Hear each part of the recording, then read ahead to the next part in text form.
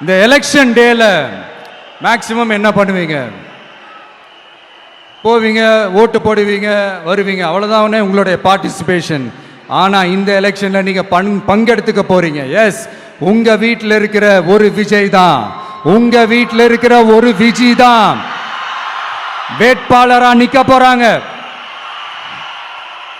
உங்க வீட்டில் நிக்கிற ஒரு வேட்பாளர்னா அப்ப உங்க வீட்டில் இருக்கிற மற்றவங்க எல்லாருமே வாக்காளர்கள் தானே.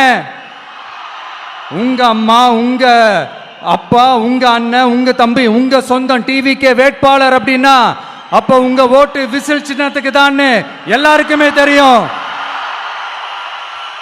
ஏன், நம்மளோட எதிரிகளுக்கு கூட அது நல்லாவே தெரியும். அதனாலதான் நமக்கு எதிராக அவ்வளவு அவதூறு பரப்புறாங்க. என்னென்ன அவதூறு பரப்புறாங்கன்றது உங்களுக்கே நல்லா தெரியும். ஆனா அவங்களுக்கு தெரியாது, ஏன் மேல அவதூறு பரப்புனா அது மக்கள் மேல அவதூறு பரப்புற மாதிரின்னு. எனக்கு அரசியல் தெரியலன்னு சொன்னா அது மக்களுக்கு அரசியல் தெரியலன்னு சொல்ற மாதிரின்னு.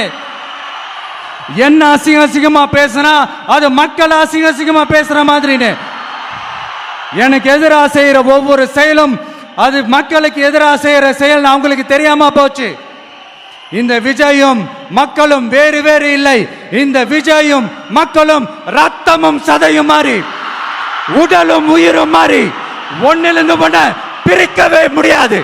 எஸ், சென்சிட்டிவான சென்டிமெண்ட், அது சென்சிட்டிவான சென்டிமெண்ட்.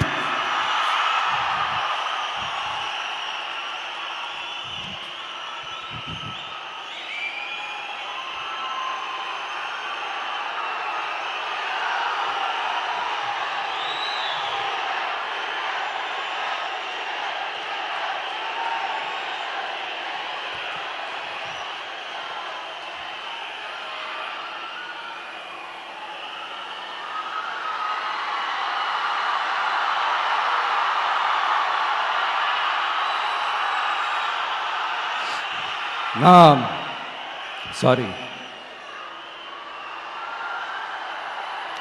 இதை யாரும் அசைக்க முடியாது.